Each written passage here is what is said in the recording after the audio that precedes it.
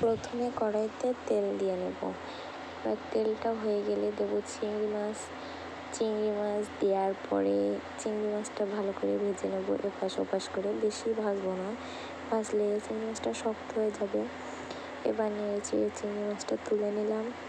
এবার আবার একটু তেল দিয়ে তাতে দিলাম পেঁয়াজ, তারপর মশলা, পেঁয়াজ রসুন যে মশলা বাটা ওইগুলো দিয়ে দিচ্ছিলাম।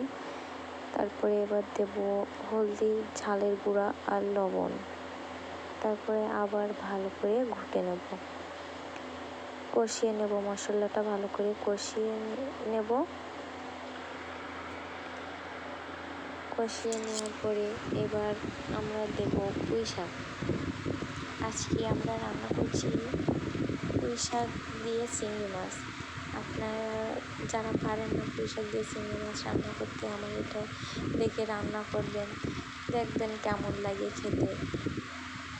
এবার আমরা দিয়ে দিচ্ছি পুঁই শাকের সাথে চিংড়ি মাছটাও দিয়ে দিচ্ছি, দিয়ে ভালো করে কষিয়ে নেবো, এপাশ ওপাশ করে ভালো করে কষিয়ে নিয়ে ঢাকনা দিয়ে দেবো। এখন জল দেবো না, কষিয়ে নিয়ে নিচ্ছি আমি ভালো করে, কষিয়ে নিয়ে এবার ঢেকে দেবো। দেওয়ার পরে দেখতে পাচ্ছেন শেষে রেজাল্ট।